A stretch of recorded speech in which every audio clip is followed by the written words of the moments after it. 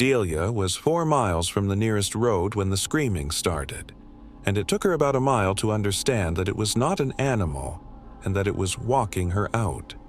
It began as a bugle, a clean elk call, maybe 200 yards off through the timber. Nothing strange about that in Colorado in August, and Delia had been out there long enough that a bull screaming in the trees was background noise. She kept hiking. Then it came again. Same pitch, same length, 30 seconds later. Then again, then again. And here is what started to bother her before she could put words to it. A real elk changes. The pitch wanders, the animal moves. The sound comes from somewhere new. This one did not change at all. Every call was the same call at the same interval, so exact it stopped sounding like a throat and started sounding like a recording of one. She stopped walking to get her phone out. The screaming stopped too, not trailing off. Cut, the way a switch cuts. She stood there with her thumb over the record button. Nothing. The forest around her had gone flat. No birds, no squirrels, none of the small, constant noise a living forest makes. And when she started walking again, it started screaming again. Same distance, same side, matching her. She tested it twice more because she needed to be wrong about this. Stop. Silence. Walk. Screaming. There was no version of an animal that behaves that way, and standing on that trail in the late sun, she understood that something was watching her feet. She turned around. She was not going to lead it to her camp. The sound turned with her, still 200 yards out, still keeping perfect pace, and now she was walking toward the trailhead with her heart going hard enough to feel in her ears. She called out, just, "Hello." It stopped for 4 seconds. She counted them, and then it screamed again, and it was lower, not a different animal. The same call, pitched down toward the register of a woman's voice. It had heard her speak and adjusted in real time to sound more like her. That is when Delia stopped pretending. She ran the last 2 miles.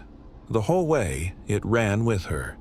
She never heard a footfall, never heard a brush break, nothing but that scream keeping pace on her left through timber she could not see into, and it did not fall behind a step. She came out of the trees at the parking lot in the last of the light with her legs shaking and her keys already in her hand. And that is when it screamed from directly behind her. Not 200 yards, not 50. Close enough that she felt it move the air on the back of her neck, close enough that the sound had a body behind it, and it was between the tree line and her back. Delia does not remember getting the door open. She remembers being inside the car with her hands locked on the wheel, and she remembers the silence, and she remembers that she could not make herself turn around and look at what was standing in the tree line behind her vehicle. She has hiked that trail 3 times in her life. She has never gone back to that segment, and she will not.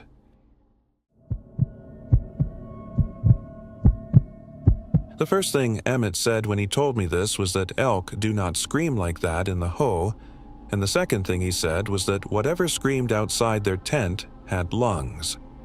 They were 8 miles in, 2 people in a 2-person tent, in that dense, wet rainforest dark where you genuinely cannot see your own hand in front of your face. The Hoh at night is not like other forests. The moss swallows sound. Everything drips. Around 11, a scream came from across the river. Emmett sat up because it was wrong on arrival. Elk are not what you hear in that part of the Hoh, and the sound had a quality he keeps circling back to. He said it was too loud for the distance, like a noise a body that size should not be able to produce. Then the same scream came from the near bank. Then from 30 yards behind their tent. It moved 3 times, and in between there was nothing. No splash of something crossing a river in the dark. No brush breaking. No steps in wet ground that should have been loud. just the scream, relocating, like something was being set down in each new spot. Junie had her hand on Emmett's arm by then, and neither of them had said a word out loud because both of them had already arrived at the same thought, which is that it was working its way closer and there was nowhere in that tent to go. The fourth time, it was directly outside the nylon. And then it stopped screaming, and they heard it breathing.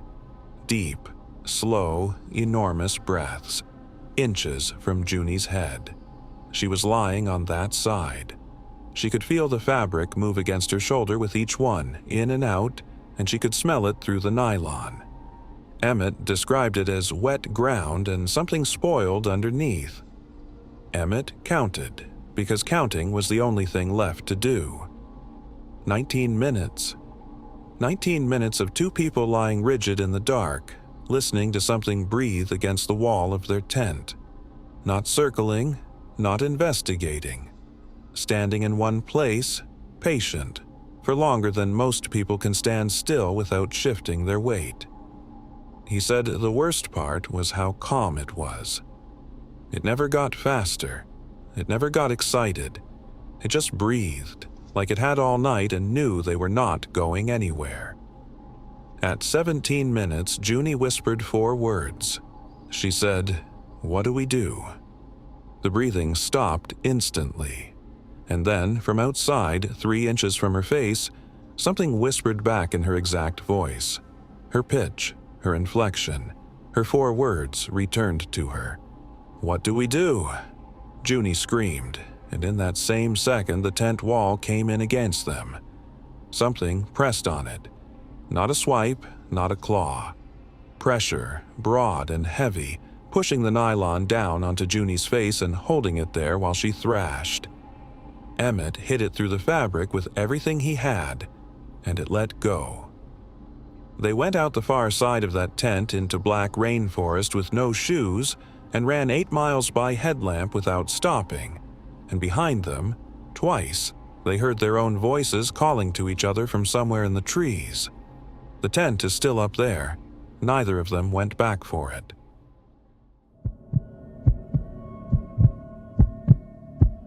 The last account is different, because I have listened to it. Silas recorded 4 minutes and 11 seconds of what happened to him, and I want to walk you through what is actually on the file. It opens ordinary. Wind across the mic, boots on gravel, his voice sounding pleased with the morning, saying he has just heard an elk down in the ravine and is going to try to spot it.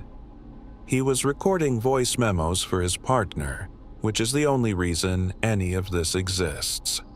At 40 seconds, the bugle. Clean, textbook. From below him in dense timber, where he has no line of sight at all. You can hear him step off the trail. You can hear the change in the ground under his boots. At 1 minute 10, the bugle changes mid-scream. It drops. It goes from an elk into a register nothing with an elk's throat can produce, and it does it without a break in the breath. One continuous sound becoming a different animal. Then 11 seconds of nothing. And that 11 seconds is the loudest part of the file, because you can hear him stop walking. Then the same scream, identical, from above him. From the trail. From the exact place he had been standing a minute earlier. Between him and the way out. You can hear him whisper on the recording. His voice has changed completely from 40 seconds earlier. He says, "There are 2 of them." And then, quieter, he says it again, like he is trying to make himself believe a number. At 2 minutes 10, there is a sound I have played more times than I should have. It is small, and it is very close, and it is the sound of something taking a slow breath in through its nose, the way a dog does when it is working out what you are. At 2 minutes 40, something exhales directly into the microphone. It is so close the audio distorts. You can hear moisture in it. Silas told me he felt it move the hair on the side of his head, and that when he turned there was nothing standing there. And then he runs.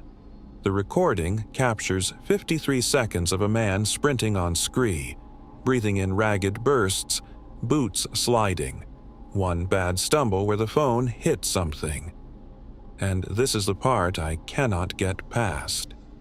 Underneath his footfalls there is a second breathing, steady, unhurried, level, the way a person breathes standing still in a room.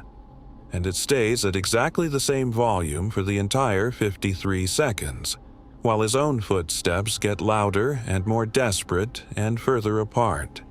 It never speeds up. It never falls behind. A man running full speed downhill for nearly a minute did not gain a single foot on it, and it never once sounded like it was working. It was not chasing him. It was keeping pace beside him without moving. The recording ends with his hand fumbling the phone, and just before it cuts, a voice says his name. Silas will not talk about that part, except to confirm one thing. It was his wife's voice. She was 300 miles away. Do not follow a sound off the trail. Not because it might be a trap, but because whatever made it already knows exactly where you are. This is Obscure Nights, where the cases nobody talks about get told the way they actually happened. Good night.